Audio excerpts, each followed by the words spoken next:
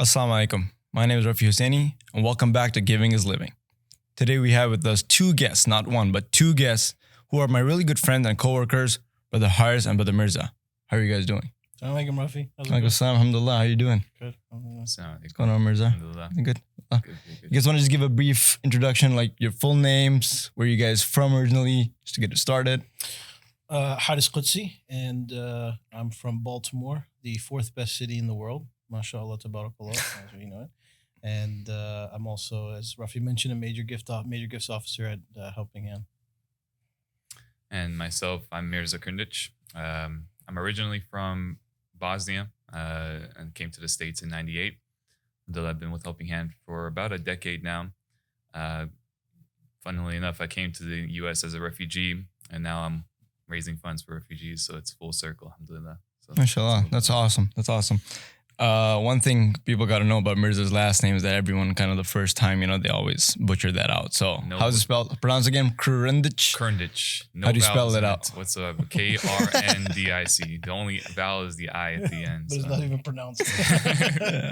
Now, what are some of the things that, I know you guys personally, right? But the audience don't know it. The staff doesn't know you. What are some of the things that you guys would like to share with them that's very personal to you?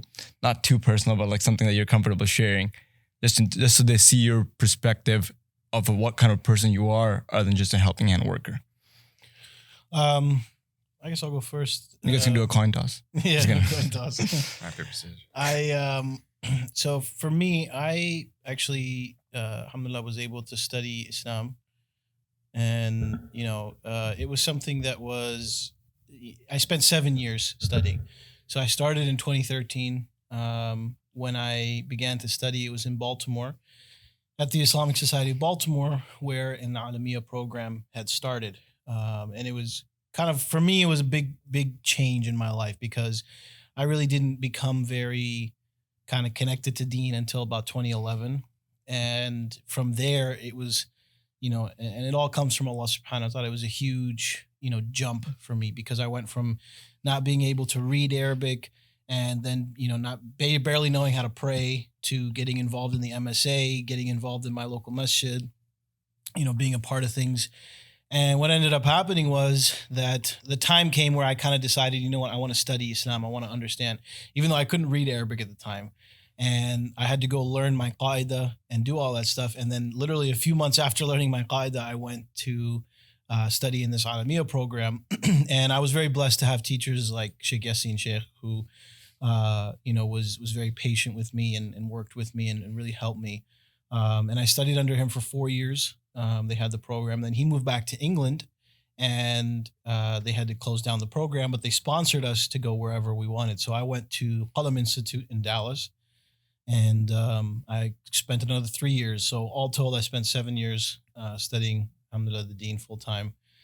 And, while I work for Helping Hand, alhamdulillah, as a major gifts officer, that's my full-time role.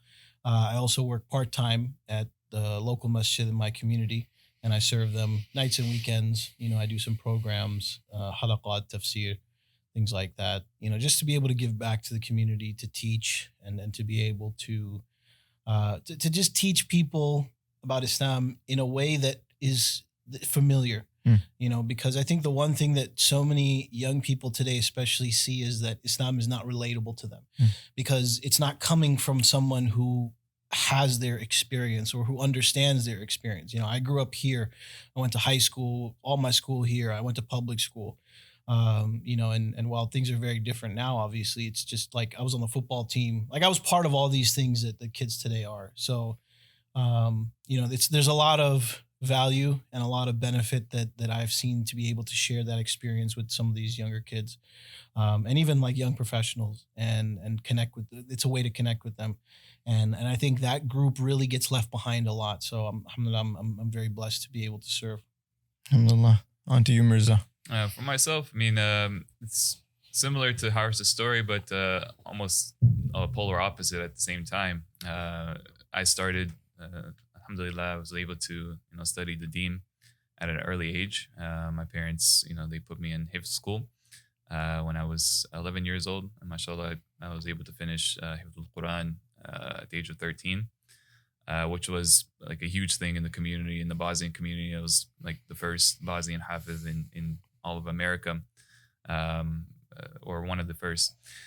So after that, is as we grow up being youth in America, it's tough to stay connected oftentimes, and even for those who have studied the Quran and stuff.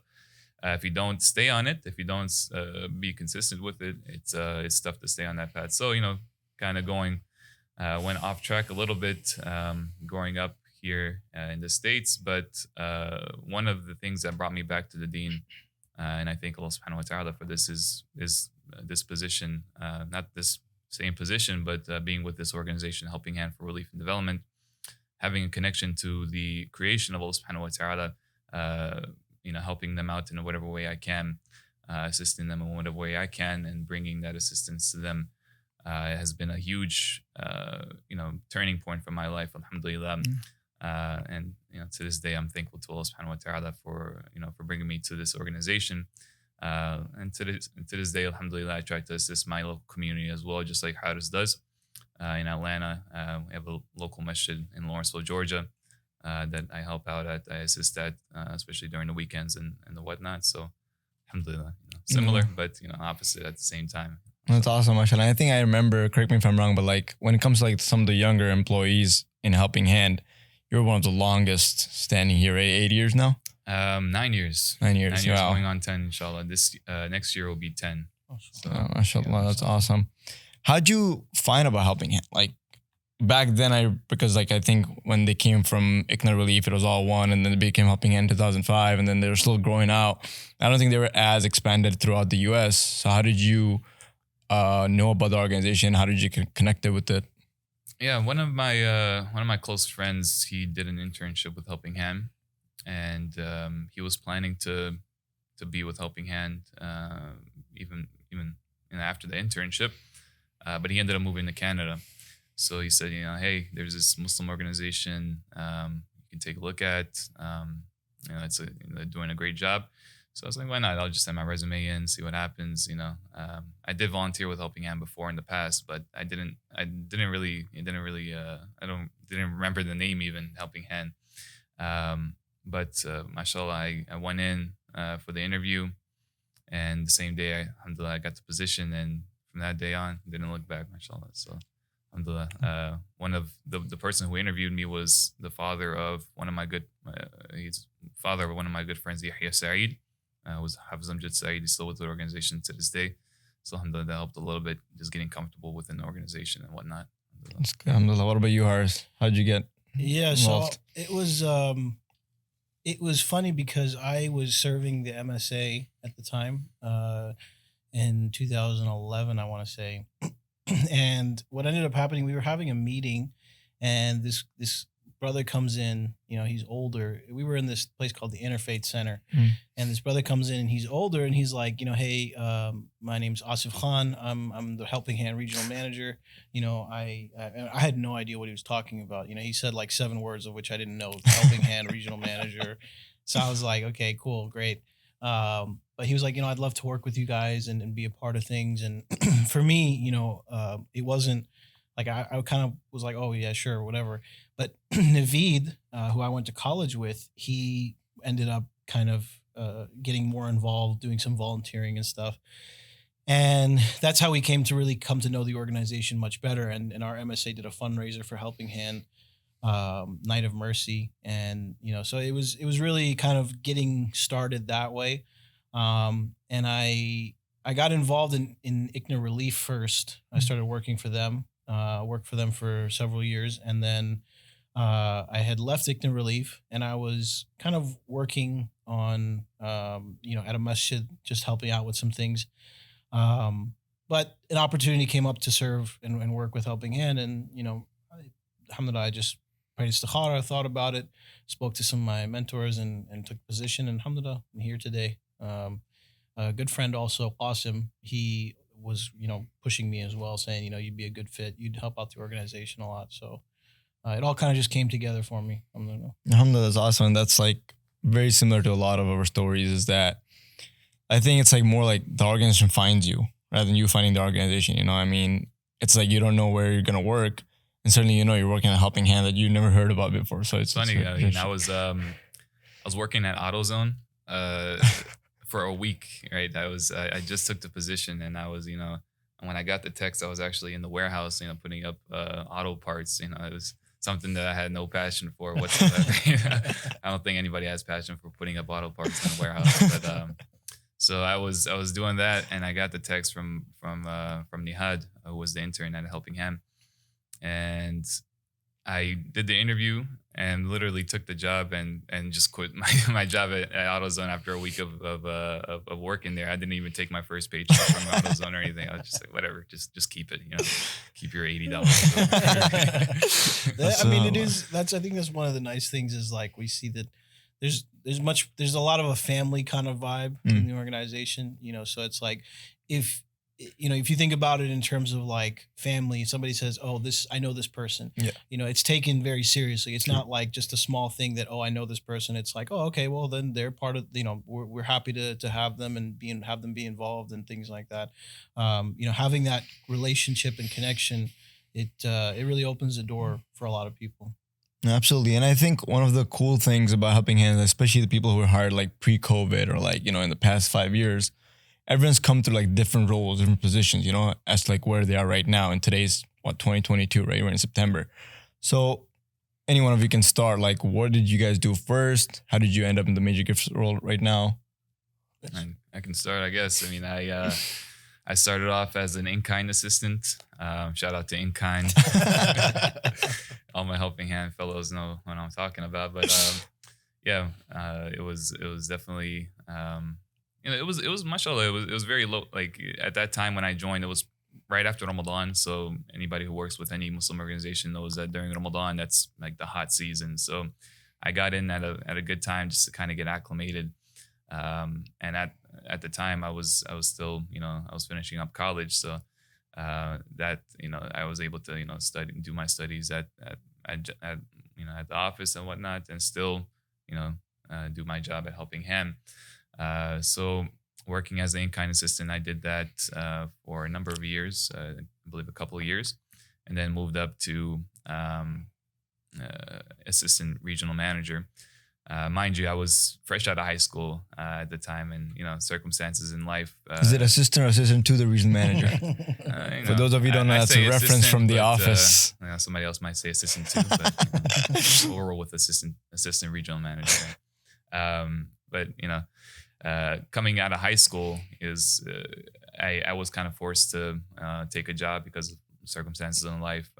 My father being sick, and I had to provide for the family, alhamdulillah. So this was a good opportunity for sure, just to earn a little bit at the same time, get some rewards with Allah subhanahu wa ta'ala. That's a huge thing, right? Not everybody can say that they're working at the same time they're earning to their account for the akhirah, right? So after a couple of years in in-kind, being assistant regional manager, eventually moved up to regional manager, and it was about 4 or 5 years in that role, I would say. And after that, we're in the position that we're in today, mashallah, major gifts officer, which we're doing to this day, mashallah. Yeah, I skipped the regional manager section of that. I joined in 2019. You took the easy route. Yeah.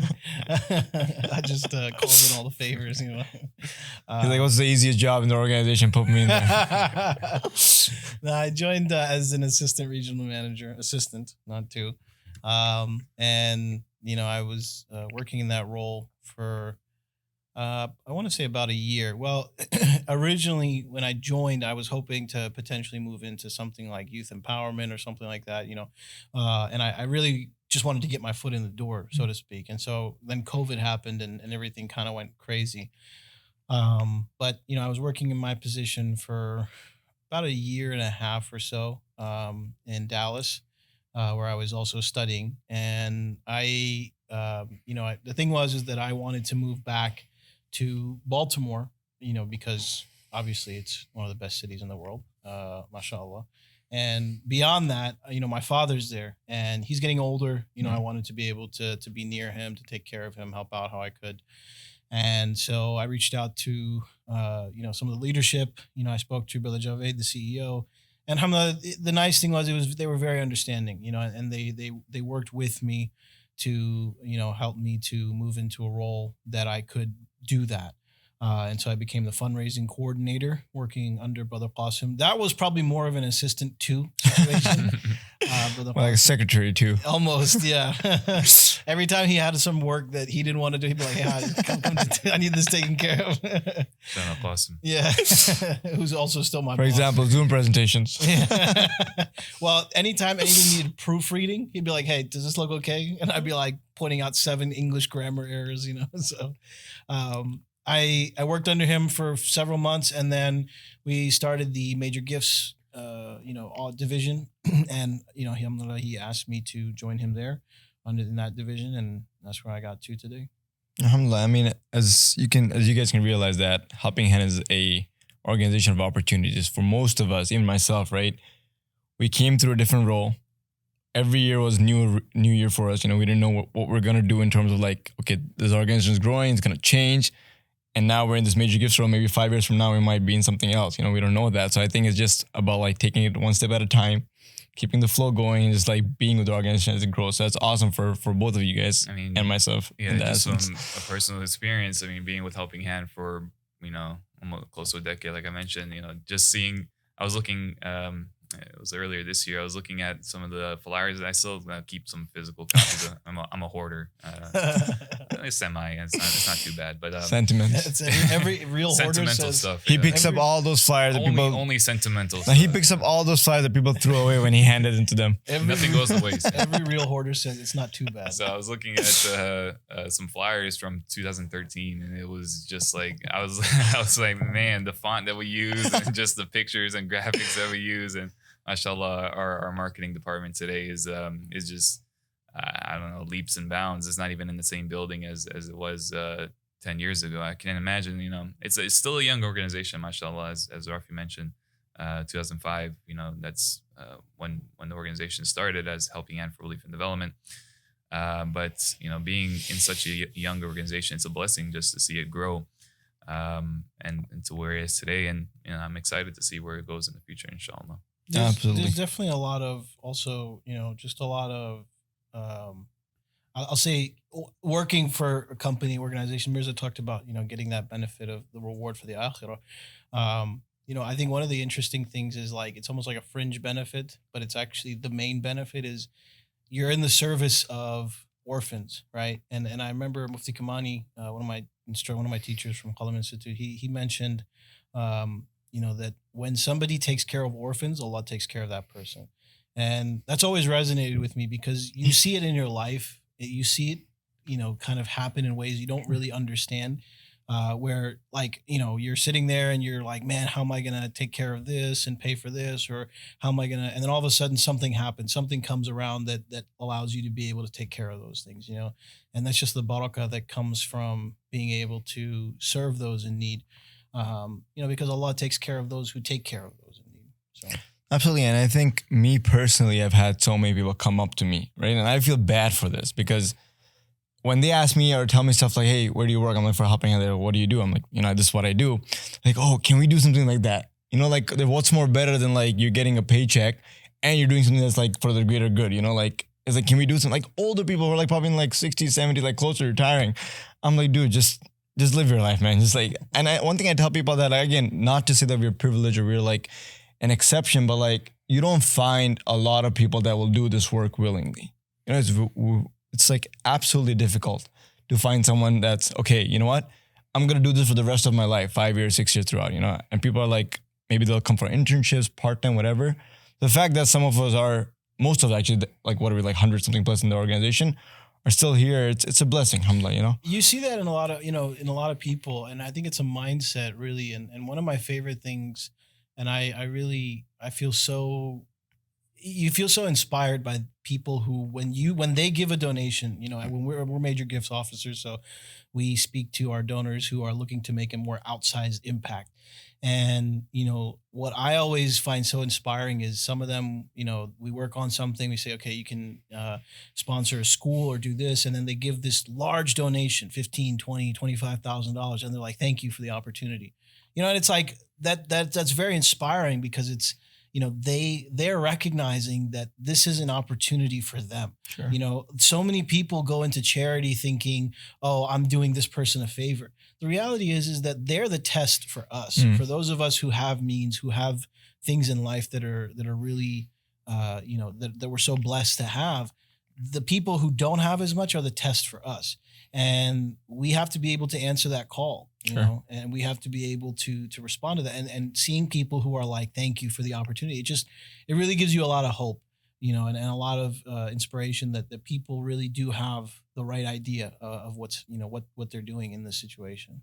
Absolutely. And one thing when it comes to always like doing good sticks with me, which is the basic example that we all have, is that when we're called upon to do good, God will replace us if we don't go for it. He will find someone else to do this work, and we can only wish and hope that we're one of them. So I think the fact that we're here, alhamdulillah, it's a big blessing for all of us, alhamdulillah. Yeah. Now, I want to quickly talk to you guys about being regional managers. I know we're all kind of like, well, they're hard as me and you, Mirza. We came from that. Took the shortcut. We came from the trenches, came from the hard work of being in there, doing the in-kind, going to the masjids and everything. How has it changed for us as major gift officers, for you guys specifically, in terms of serving the beneficiaries, Because before we were like there in the field, we're doing the events, we were seeing presentations, talking to people. But now we're just kind of talking to people, but we're not more hands-on per se. It's definitely a change of pace for sure. Being in the office, working with donations, in-kind donations every single day to, meeting with donors or reaching out to donors. Specifically just one-to-one. Everything is, we went from doing crowdfunding and going to masajid and doing announcements, appeals to just, one-to-one. So it was a change of pace. And it still takes a little bit of acclimating to do for sure. One of the things that, when you're not going to masajid not going, traveling to different masajid as we used to do, I think you have to kind of renew your attention constantly, especially being in the confines of your own home. It's oftentimes it's easy to get comfortable. It's easy to get complacent. It's easy to, forget about what you're doing and who you're doing it for, which is why intention, which is one of the most important aspects in Islam, it's the first hadith in many hadith collections, right? That innamal a'malu binniyat, that all the actions are judged by the intention. So renewing that intention is something that is I would say one of the most important things, if not the most important thing, when it comes to being a relief worker or a charity worker. Renewing that intention. What are you doing it for? Who are you doing it for? Of course, we're doing it for the sake of Allah subhanahu wa ta'ala, but remembering the beneficiaries, remembering those people that are suffering, especially, coming from a country that, people were in Bosnia, it was a tough situation to say the least. So renewing that intention, remembering who you're doing it for the sake of Allah, for the beneficiaries, for the orphans, like Haris mentioned, is a blessing. It's a heart softener, but again, for those who don't think about those beneficiaries and don't think about Allah subhanahu wa ta'ala and renewing that intention, the heart can get hard really quickly. One can get desensitized. One can forget about, who they're doing it for. And it's not a good place to be. So renewing that intention is something that I would say is it helps in changing that, in that change of scenery, going from RM to MGO role. It helps in that sense. Yeah, the one I guess there's one narration of the Prophet ﷺ, one hadith of the Prophet ﷺ I really think about a lot too, and I kind of try to live my life by, is ahabbu nasi ilallahi anfa'uhum linnas, that the most beloved people to Allah are those who are the most beneficial. And I just try to find every way that I can be that. You have hope that your deeds are good enough, that your actions, your ibadat, your prayers, and all the different forms of worship are enough. But I always just have felt like my ticket to being able to get into Jannah bi'idhnillah is going to be just serving people, and helping how I can. And I try to just make my day go with that, I've always enjoyed, like, I don't want to say enjoy, but like, for example, whenever one of my favorite movies, I should say, and this may be controversial, movie moldy, is Iron Man. And I always think about that. There's this one scene where he goes to I think Iraq or Afghanistan, and there's like some, you know, family that's being separated, and you know, he goes in there and he takes out all the bad guys and then leaves them, and it's like you just love seeing, like, you know, these people who were terrified and scared and worried, and they're Muslim, you know, and so it's like your heart is even more attached to them than it might be otherwise, and you see them being able to, you know, get that relief, right? It just, it always has been something that makes me feel really warm, fuzzy, you know, all the good emotions. And, you know, so I think about like just the fact that, you know, when somebody, for example, in the midst of a disaster is going to be getting a pallet of food, and it's like they can open it and they can just sit down and relax and have some food for a little bit in the midst of all their difficulties and all the troubles they're going through. And just kind of imagining that in my own head helps me to stay focused. And I can understand that, because I think, like Mirza mentioned, you know, when you're not out there, when you're not like in front of literally hundreds of people trying to fundraise, a lot of times, like some of these attendees that go to Youth for Jordan and stuff like that, even like people who actually, like, people just get upset. Upset meaning like they get sad, they get really overwhelmed and see the pictures and everything. And some of us too, right? We go through that. It becomes difficult for us too. But now we're in the major gift role where we're just like talking to donors. We're more specific, laser focused on what we're doing in terms of projects and how much money we're supposed to raise. What would you guys say, like right now, coming through different positions? This is like how do I put it? One of the most easiest and the most difficult aspect of this job.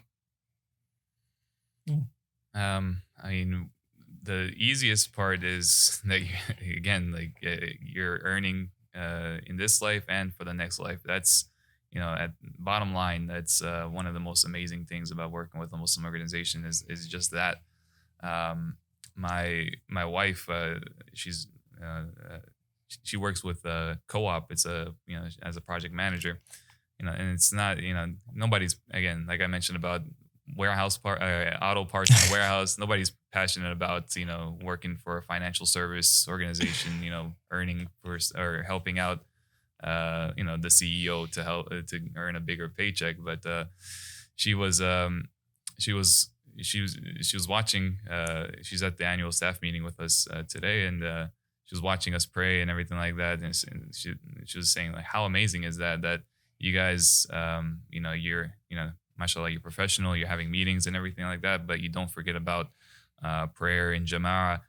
You don't forget about the khatiras, the tazkirs, reminders that we do before every single meeting. It's something that we kind of lose sight of, honestly. You know, just being with Helping Hand for about a decade now, it's you know, it becomes something that's, you know, like a mundane. You know, it's something that before every single meeting we do a tazkir. Before after every Salat al-Fajr in Jama'ah, we do a khatira, right? But in reality, that's amazing, right? Working for an organization that at the same time you're able to get those reminders and benefit from it. And on the other side, you know, the hard part of it is that you never think that what you're doing is enough. Oftentimes, like you know, when you're reaching out to donors, or, you know, in the past, you know, traveling to these places, you're always nervous, like, did I do enough? Did I do this? Did I do that? And it's always, you know, I go back to the hadith, we mentioned this yesterday, that وَإِنَّ أَصْلَابَكَ شَيْءٍ فَلَا تَقُلْ لَوْ أَنِّي فَعَلْتُ لَكَانَ كَذَا وَكَذَا. If something were to happen, you know, something other than what you're planning for were to happen, then don't say, if I had done this, then this would have happened. وَلَكِنْ قُلْ قَدَّرَ اللَّهُ وَمَا شَاءَ فَعَلَ. Rather say that it is the qadr of Allah, it's the decree of Allah, and whatever He wills will happen, you know? So that always, you know, remembering that hadith always kind of makes it easier. But at the same time, you know, we're working for something other than ourselves, right? So when you don't feel like you've done enough, it's always hard on your heart. So that's definitely the most difficult part of working for Helping Hand. Yeah, you know, in our specific role, I'd probably say one of the hardest things is like, you have to be a master of interpersonal relationships. Being in this role, you have to really master that aspect. And I think one of the hardest parts is that you have to be able to speak to this person in the way that they need to be spoken to. That's a skill that, we see, for example, in the life of the Prophet ﷺ constantly. Like he spoke to people how they needed to be spoken Emotional to. intelligence. Exactly. Emotional intelligence. And you have to be able to, part of our training, in terms of like, for example, our certified fundraising manager training was, there's different personality types. So identifying, is this somebody who, for example, is moved by stories, or is this somebody who wants facts and figures, and it's tough to you have to figure that out on the fly, right? You're talking to this person over Zoom and, there's not as many cues that you're getting and things like that. So you have to move in the moment, and you may have a plan, but as Mike Tyson says, everybody has a plan until they get punched in the mouth, and you go in there and you're like, oh yeah, okay, I'm going to talk about this. And all of a sudden they're like, I just want the facts and figures. You're like, okay, well, everything I prepared for is out the window. They just punch you in the mouth. Exactly. So that's definitely one of the toughest parts of the role, itself. Of course, what Mirza is saying, it definitely applies to all of us. And then the easiest part, collecting the donations. Yeah. Because once you've done the work, you've spoken to them, you had the conversation, most of our donors, they're already looking to be philanthropic and to give. So when it comes time to actually write the check, it's like, oh yeah, sure, I'll just send it. And it's like, boom, it's there. So that's probably the easiest part of it all. I know, absolutely. And I think that's one thing, like what Mirza mentioned, you mentioned, like one thing I personally try to do is, let's be honest, right? Everyone has differences. Everyone has issues. They're like, you have your good days, you have your bad days, you're tired some days you just don't want to do anything. It happens. We're not perfect. But at the same time, if you're like us being Muslims, we have that ihsan, we have the aspect of excellence in everything we do. We're probably not going to be able to achieve that, but we have to put in that effort. So regardless of how tired I am or how difficult my day was, if there's a pending task that I know if I don't take care of it right now, it's going to cost me my donation the next time I talk to a donor. Like when I put my mind to that, okay, I'm doing this for the excellence, for the aspect that, there's a bigger picture, you just do it. You just get it done. You don't realize it. It's almost out of your hands. You're just like, subhanAllah, it's done. And that's like the biggest thing that's what you said is the easiest part of it. Well, in that case, the difficult part would, as you mentioned, would be just to like kind of talking them and working things around that. So yeah, and people are relying on you, there's so many different layers to whether it's the beneficiary, whether it's your own team, the team that we have of the major gifts officers, you don't want to let them down. You want to be able to execute and to make our boss look good even, we all, love and appreciate Brother Qasim as well. So yeah, Qasim, if you're watching, you know what to do next. Yeah. So for major gift officers, right, what do you guys say is something that people ask a lot? I know it's like a fairly newer position. A lot of people have to explain. Some people thought that I got fired from the organization or left my job from the masjid in the community. They're like, hey, you don't work there anymore? What's going on? And I had to explain to them, what the role is, what we do. So what is the one question that you guys get the most often that you have to like kind of explain or tell people that, this is what we do, this is what it is? For myself, oftentimes I get asked, what is a major gift? Because honestly, well, first of all, the term gift is not commonly used outside of, relief organizations. So gift is, i.e. donation, right? And then major, like what is major? What constitutes major? And what is a minor gift? Does my gift not matter? The funniest thing. Like, am I a minor gift donor? Like what's going on? But sorry, just on that point, it's funny because I feel so awkward when I tell people like who I know has the capacity to give big money, but he doesn't give to a helping hand. Mm-hmm. So when I tell him what a major gift officer does, he's like, He like looks at me for a little bit, right? Because I tell him we take big money, like 10, 20K. He's like, oh, okay, that makes sense. And then there's like awkward silence and we just move on. Because like I know that he can give it, but I'm not like going to put him in that position. Yeah, and at the end of the day, it goes back to the 80-20 rule. Like you think about, with regards to a relief organization, 20% of the donors that we have, it should 80% of the funds should come from them.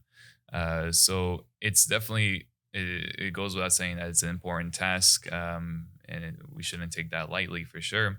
And having a specific department just to focus on those gifts, it's something that it helps the fundraising in general. It makes it a lot easier. Because in the past, being RMs and also doing major gift work, also doing in-kind work, also traveling appeals, we know how it is. But it's not possible to focus on those 20% of donors that constitute 80% of the donations that come in. So just explaining what does a major gift mean, and why is it so important? That's something that I get asked a lot, but rightfully so. It's not a term that's used so commonly, right? Yeah, it's probably about the same, for me. It's just people are like, people want to feel like their donation is important. And it is. That's the thing, is that it's hard to explain that your gift is still important, even if it's not a major gift, because at the end of the day, it's about you and your intention, right? The only reason we're doing it for folks who are giving at these larger amounts is because, if you think about it, in any business or any field, when people are doing a lot more, you have to give them more, back. You have to be more focused, right? You have to be more, not that anybody else doesn't deserve it, but it's like, if you think about it, it's one thing if you are a middle manager, right? Versus if you're the CEO, there's a higher responsibility. Now, are you giving ihsan at your job in both places? Of course. But at the same time, there's a different level of scrutiny, a different level of responsibility that comes with that higher position, or in this case, a higher gift, higher donation. So it's just about, making sure that we are living up to that. And I think part of the reason people feel that, because we've been in other roles where we're asking for smaller donations. And so they see us as that person and they're like, oh, you're too good for us now. But it's not that. It's just someone else is taking care of that now, Yeah, I have these people like, hey, come pick up a check. And I know this person's going to give me like a $500 check. I'm like, yeah, I'm going to get someone else come take it from you. Some of the times that the way I put it is like, number one, I tell them, period, there is no minor. There's only major gifts officer. And number two, I like try to explain to people in like the most simplest way. I tell them, if you ever look at like investment bankers, like, they have a portfolio investors, right? That's what I do. I have a portfolio of people, but instead of like I'm putting their money and making their money, I'm taking their money. It's a difference in that aspect. Taking their money to help make the world the place that they want to see. Exactly. And what's one thing you would say that you wish people asked you? Like in terms of like nobody cares about it, but they ask like the most absurd things, random things, but you want donors to, or even like general public to come and be like, hey, this question mark. If they could ask me, how can I be a major gift donor? That'd be nice. It makes it a lot easier for sure. Yeah. It's people want to do good. I believe that inherently people want to do good and they want to help. And I think the one thing that would make our jobs truly easier is like, oh, well, I know this person who has the capacity to give at this level. Let me connect you with them. If instead of focusing on in that situation, just like, oh, I'm not a major gift donor, or how, it's instead like, how can I help you in this to get more major donors, to help to get more people who are going to make that bigger impact at one time. Absolutely. And that's one of the things that we kind of stress on is the constituencies, right?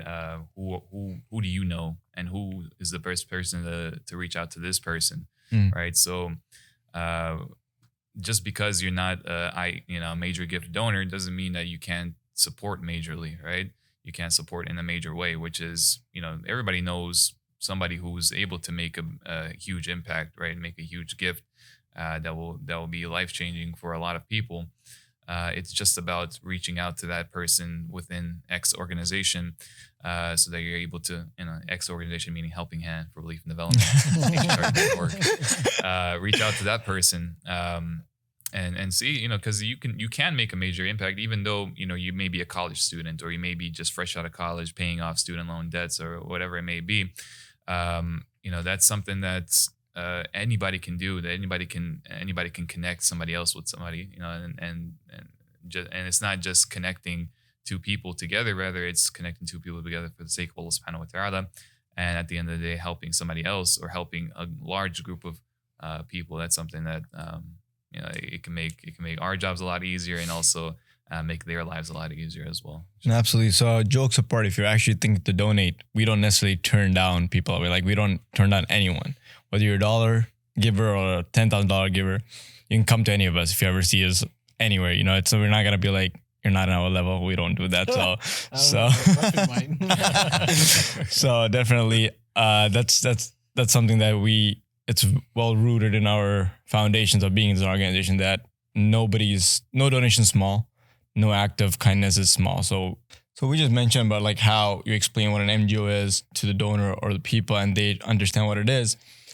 But most of the times, I can guarantee this, right? We talk to so many donors. We text them, we call them, we're like, hey, we're this, major gifts officer. That's our title. They probably don't know what our title is. And they're like, hey, brother Ruffy, brother Harris, there's like, they're not gonna be like, hey, what's your title? So what would you say is the most simplest way, in a more educational or informative way that you can put it, that people can remember what your role is, what a major gifts officer is? Yeah. Even if they remember the title, they'll know, okay, this is the guy, this is my guy at Helping Hand. He does this. That's right. Now they think of us as like some reps. Yeah. I have my own Helping Hand rep that's assisting me personally, Well, yeah, actually, there's this one donor who I have. She's a sweet elderly lady. Mashallah. She says, Brother Harris, you're still volunteering for Helping Hand, right? I'm like, yes, I'm still volunteering for Helping Hand. I mentioned, like, for example, like I'm your personal donor concierge sometimes, which in some ways is kind of the role, right? We're there to, if you think about what a concierge does, it's like, you call up the Visa Infinite line and like, you're like, hey, I want to go to these places or do these first row concert tickets. Yeah, exactly. Well, I don't know. Higher side, I'm gonna get you first row in Jannah. That's what I'm getting you. First row at the Masjid event. But so anytime because if they want to, for example, they're like, hey, I want to build a school. It's like, okay, well, we have these options available. Or it's like, hey, I want to, try and, start a Hifz Academy or something overseas. It's like, okay, well, let me see what we can do. Let's see if our programs team is working on something, if there's something we can figure out. And then it's kind of a process of getting to that point. And that's where it's kind of a concierge, because you're working to help make what they want happen. So what they don't have access to. Exactly. Yeah. I remember when we were starting out the major gifts team, we were kind of trying to figure out what we're gonna call ourselves, because MGO, like major gift officer, like officer sounds so daunting. Like you're just gonna come to them with handcuffs and like donate or else. Didn't you recommend something? You had some weird recommendation out there. Yeah, well, I mean, that's why I said personal donor concierge. Oh yeah. That's so when I would text some of our donors, especially the ones we were like cold texting, the ones we didn't get any introduction. I would be like, "Assalamu alaikum, this is Brother Hadis, your personal donor concierge." And then if you think about how you would read that, like if you get a message like that, you're gonna be like, "Wait, what is this?" It's like a double, do double take, and that helped. I mean, I got more responses from that. Yeah. So anytime I introduce myself, I always just kind of explain what I do, just in a few words, like, "Hey, I'm your personal assistant when it comes to Helping Hand. I'm your representative. Whenever you need anything, just reach out to me, et cetera, et cetera." But it's important to know like what constitutes a major gift, and because every organization has a different threshold, and this is the different aspects of major gift when it comes to organization. That one organization can consider $1,000 to be a major gift. Another organization, for our major gift, is it can be $5,000. For another organization, that can be a minor gift, right? Or it can be a less than major gift, right? So every organization has a different threshold for what constitutes a major gift. At the end of the day, it boils down to the total amount raised per year annually, and just the 20% of that, or rather the 80% of that. How much? What's the minimum amount when it comes to that? So that it helps. We don't call them minor gifts. Yeah. To be clear, just like I said, there's no minor. Yeah, it doesn't exist. It's just major gifts. But then we say minor sometimes. We make up it's internal discussion. It's like non-major, So not that anything is minor, So alhamdulillah. You gotta be careful when you tell people you're their personal assistant, bro. They're gonna be like, "I give you $500. Grab me some egg and milks. bring it over." When it comes to Helping Hand, alhamdulillah. That's like the most simplest way to put it. We're here to help you personally with whatever you need in terms of the organization. Like for example, when we were in the regional manager role, you weren't our priority, like as an individual. Other than Harris was the assistant regional manager. we were working for the general crowd, the larger crowd, you know, hey, people giving in like big amounts, big numbers, smaller amounts. Now our focus is to just specifically be on those people who want to help as Harz mentioned, make an outsized impact, inshallah. Now you've been here 9 years almost, Mirza. For you, what, 3 years? 2 years now? Man, you even like here less than me. For every one of us that's been in a helping hand, I can tell this personally myself, and I'm pretty sure the same for you guys. We have had this one moment where we've like felt that, okay, I'm in the right direction doing my job. You know, Allah subhanahu wa ta'ala is maybe happy with me, you know, like this is a win. This is a success for me. What was that one, or maybe 2 stories, whatever. If it's short, then we'll keep it. If it's like long, we'll keep it to one only. What was that one moment or one story that you guys want to share that's a success story for you guys? I could start, inshallah. I joined Helping Hand in 2013, and up until, you know, I was with the organization again, you know, as an in-kind assistant, you know, just doing whatever I can. You don't feel that sort of connection when you see like pictures and everything like that and videos. It does hit your heart to some extent, but then eventually once you start seeing it every single day in WhatsApp groups and emails and everything like that, it's harder it's harder for it to hit your heart as much as it used to. So I was going through that phase. You know, I was about 3 years in when I was just, you know, I was kind of burnt out. I was, you know, I wasn't seeing the purpose clearly.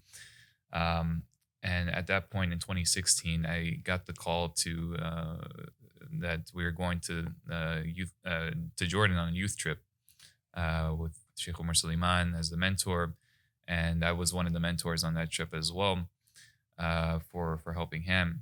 And going on that trip, it was I can't put it into just a few words, but one of the life-changing moments was, you know, meeting with an orphan and, you know, kind of sitting down with them and getting their story and, you know, who are, you know the things that they went through and, you know, how are they coping with it, how are they dealing with it, and everything like that. I met with one orphan, and so to this day I'm still in touch with him. Funnily enough, he's on Facebook, and it was a day where everybody was paired with an orphan, right? So the orphan I was paired with was Anas al-Ghazawi. He was from Homs, Syria, and he came to Jordan in 2016, the same year that I came, with his mother and his little brother. His father had passed away in Syria. So when I met with him, originally he was super shy. You know, I was trying to break the ice in whatever way I can, using at the time whatever little Arabic that I knew. And eventually, like, he just started answering in English. I'm like, "Oh, you speak English? Okay, that makes sense." So, yeah, he was just playing with me. So, yeah, so we started talking. He's a huge basketball fan. His favorite player was Allen Iverson. Like, because he said, "I'm the same height as him, and, you know, I like to practice the crossovers and everything like that." He had a terrible crossover, by the way. Mirza across his ankles. I'm just kidding. But you know, being with him the entire day, literally from the morning, you know, we went go-karting, we went to an amusement park, and then we went to plant some trees. At the end, we went to a bonfire at the end of the day, and then we separated at night. And just, you know, I still remember to this day just him getting on the bus, and, you know, I told him, you know, I'm not getting on this bus. I have to, you know, we have to go back to the hotel. And, you know, just seeing him look out the window, it was like, I don't have any kids, but I can't imagine, like, you know, sending off your kid to college, or, you know, you're not going to see them for a while. I told him, you know, whenever I come back to Jordan, for sure I'm going to see you. But this was the moment where I knew, like, you know, this is just one orphan that I met with, and, you know, I connected with him. But, you know, there's you know, literally tens of thousands of orphans that we have in our system, and, you know, hundreds of millions of orphans, you know, worldwide that, you know, that need our support. So just that moment in of itself just sparked, reinvigorated that passion for me. And alhamdulillah, to this day, it's still fueling my passion to this day. Mashallah. Yeah, I haven't had an opportunity to go yet. Brother Talha, if you're listening, take me next time. Get in line. Yeah. But there's a couple things that stick out in my mind. One of the most powerful for me was, the fact that I actually reached out to the orphan support department. And I sponsor a few kids, alhamdulillah. And, I reached out and I sent a letter. Basically, I was like, can you please send this letter to the orphan that I sponsor? Her name's Shaiza. So it took a while. They didn't hear back for some time, followed up, and they said, oh, actually, it turns out they sent it and she responded. So they forwarded me. She wrote a little letter for me, and they also recorded a video. And, it was so moving to see her, because Shaiza basically said, she introduced herself. She's like, "Assalamu alaikum, my name's Shaiza. I'm studying in 7th grade." And, I basically she just said that I pray that Allah always keeps you happy. Mm-hmm. And, you think about it, this is someone who has a clear connection to Allah subhanahu wa ta'ala, someone who's had, a parent taken away.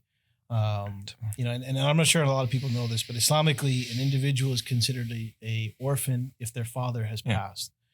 So, to lose their father, to lose a parent or even both parents for some orphans, and to make a dua like that for me, it was very, very, it really kind of hit me very hard, and so I still, even now I get emotional thinking about it.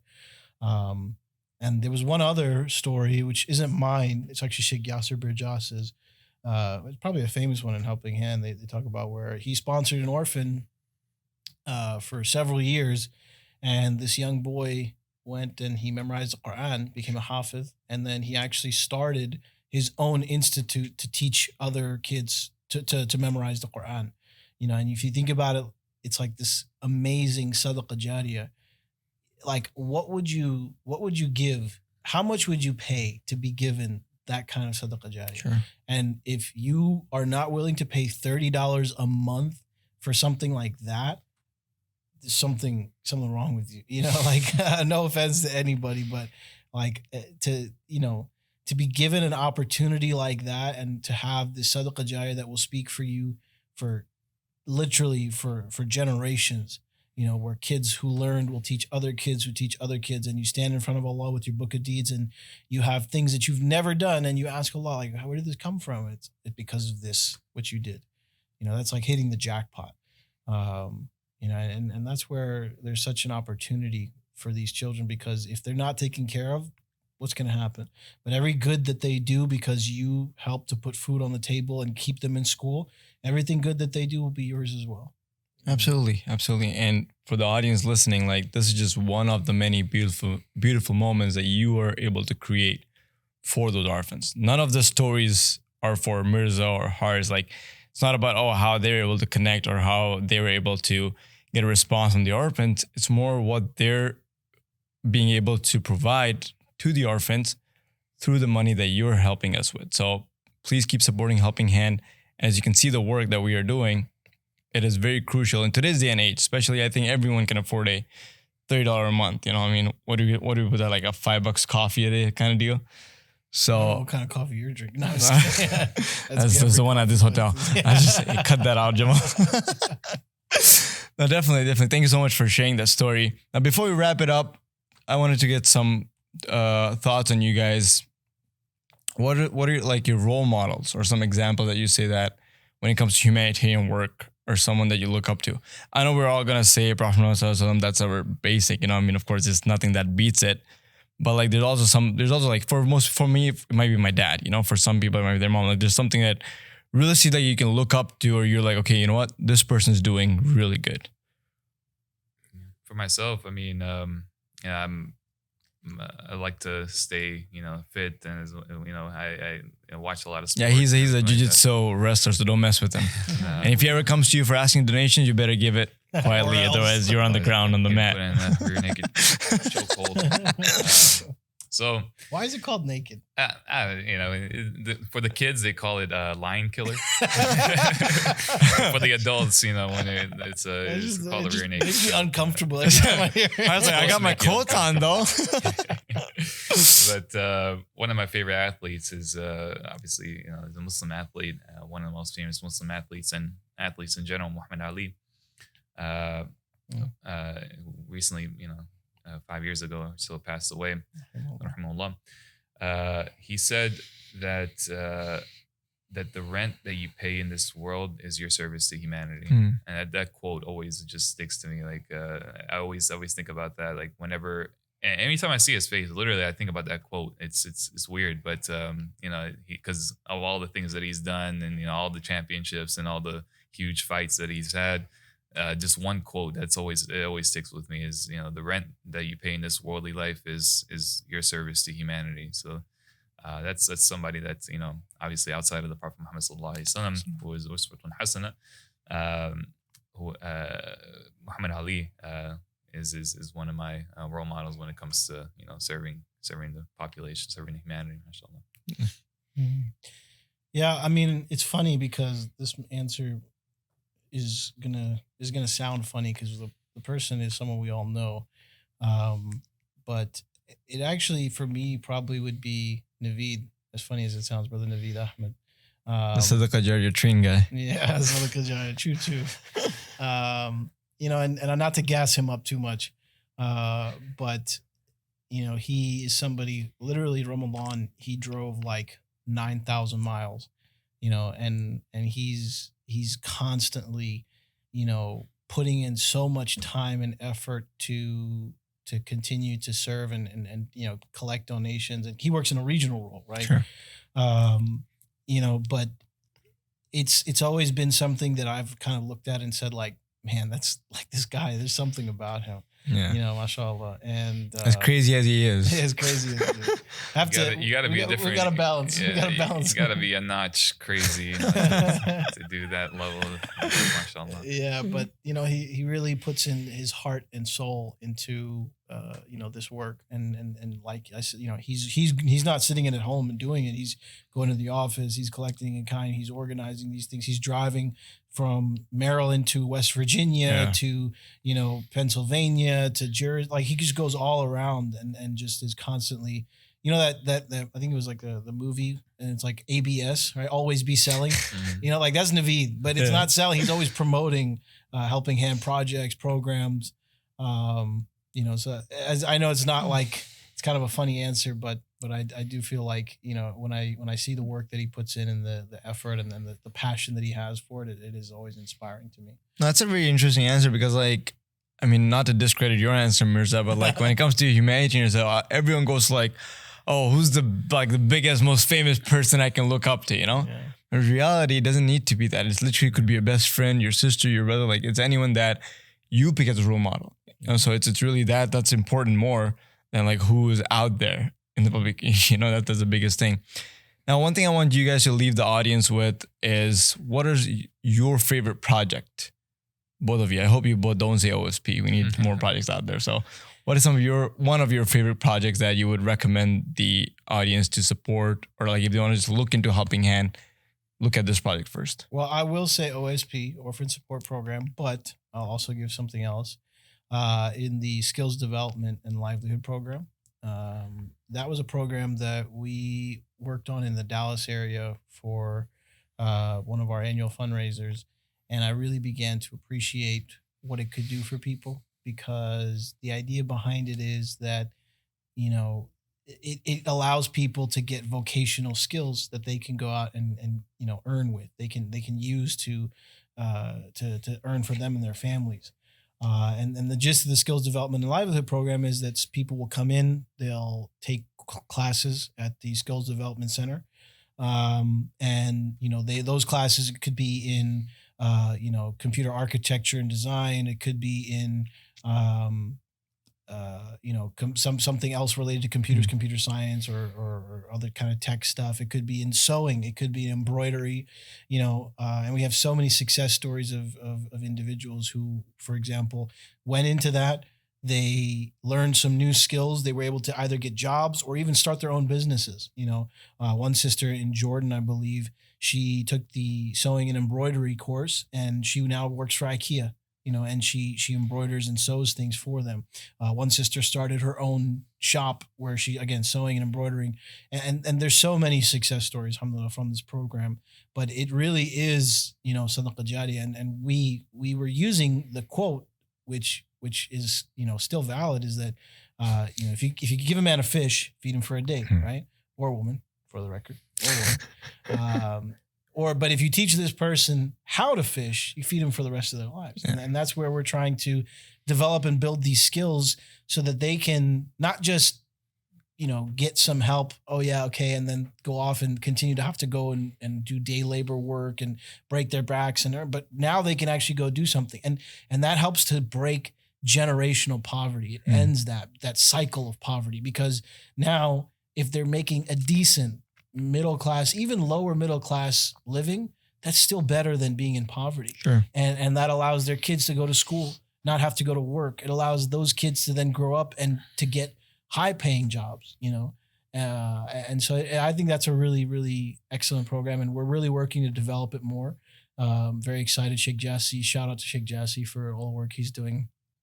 And I think it's something that for $180 a year, for $180 to sponsor one student, it's a great program. And if you're interested in sponsoring an entire center, if we wanted to donate for an entire center and have it be for 1 year, the Rafi Hosseini Skills Development Center, that's $25,000, which is honestly, it's really nothing, in the grand scheme of things, when you're setting up so many people to go out and do things for the rest of their lives that will provide for them and their families. And how can people donate? You want to just drop the link to them? HHRD.org / /SDLP. Yeah. What about you, Mirza? For myself, it's a program that I experienced personally. It's the Caravans program, which is specific to in Jordan and Lebanon for Syrian refugees. Obviously, with the Syrian refugee crisis that's been going on, the past decade now, it's something that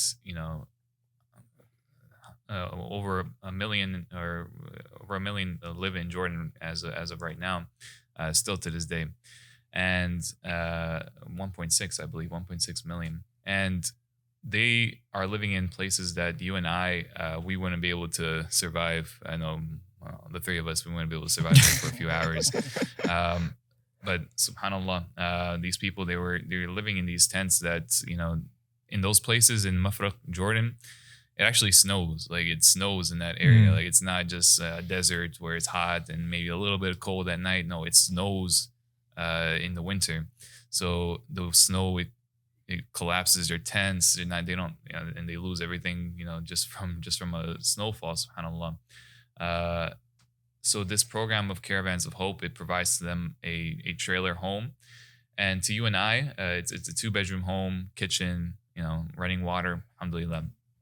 To you and I, it may seem like something that's small, tiny, but to them, subhanAllah, just seeing the looks on their faces when they step foot into the doors. And for every caravan that you sponsor, you get a video of them entering the home for the first time, and you see their smiles on their faces, and just stepping into 4 walls, right, and having insulated walls and having a roof over their head, just like the Prophet Muhammad said, that whosoever wakes up, he has food for the day, he has shelter, he has a roof over his head, is as if is the entire dunya for him, right? So you can see that in their faces, right? You can see that going from a tent to a place that has a door, that has 4 walls, that has a roof over their head. It's something that is life-changing for them. And I remember one of the homes that we delivered on the Youth for Jordan trip. We delivered a number of them, but one of the homes that we delivered, it was a family of 5. It was just a mother with her 4 children. And the father had passed away, so she was gifted the home. She was given the keys. And they were like, "Tafaddal, go inside, tafaddali, go inside," and she was struggling with the keys, and she said, "I haven't used one of these in such a long time that I'm struggling to open it up. And she asked the Brother Hisham to open it up for her. And that's the situation that they were in. But going from that situation to a whole nother world, I mean, it's having some of the problems that they deal with is it seemed like it's so avoidable, but they have no other choice. Like scorpions, going to the bathroom when they're going, they have to watch out for snakes, scorpions, and the such. With the Caravan of Hope, they're able to avoid that. They're able to live in security, live in peace, which is one of my favorite programs. And to sponsor one is $4,500 in the Mafraq area, and you're able to again provide a life-changing experience for them. And make their life a little bit easier, alhamdulillah, through the Caravans of Hope program. So the link for that is hrd.org/caravans, and you're able to support through that, inshallah ta'ala. I just want to add one thing, if it's okay as well. It just, a lot of times people kind of hear numbers that are large and they're like, oh no, how can I possibly, and you get to a point in your life, I think when you're older, where these numbers aren't as scary, but when you're younger, especially, you're like, oh no, it's too, how could I do that? I'll wait till I'm this point. And that's a fallacy I think that we always have to be mindful of. Even if you can't sponsor a caravan home yourself, even if you can't sponsor a skills development center yourself, you can get a bunch of people together and do it. You can band together with your best friends.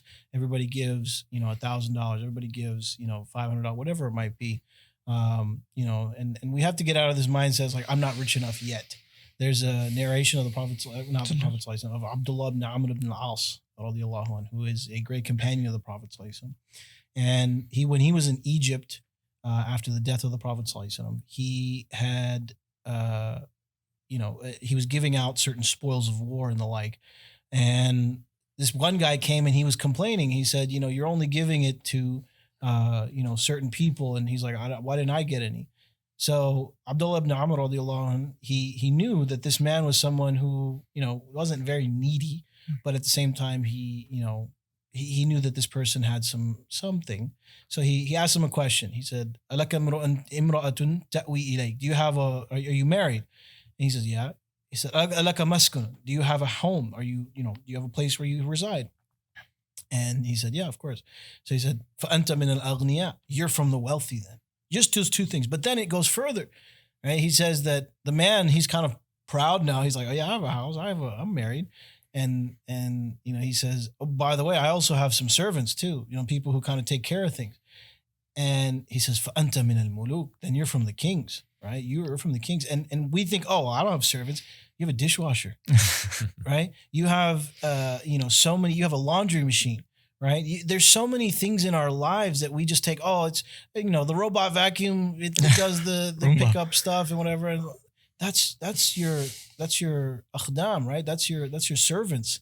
And so we are in that category that Abdullah radiallahu anhu is referring to. And he said, Anta min al-muluk, you're from the kings. Even if you can't do 5,000, 4,500, or you can't do 25,000, find other people, get together and look to make that impact. Just try to do something so that you're not held accountable for your apathy. That's the worst possible thing you can have. Absolutely. Thank you so much, Mirza and Haris, for coming on the podcast, sharing your personal thoughts and the projects that are beloved to you. Now, one thing I'm just going to say before I wrap it up is that we know from the Prophet Muhammad's companion, Abu Bakr Siddiq radiallahu anhu, that whenever there's an opportunity for good, don't hesitate. As Haris mentioned, if it's $4,000, $5,000, even if you can give $1 or $2, it will go towards that cause and it will benefit in some way, shape, and form that you can't even imagine.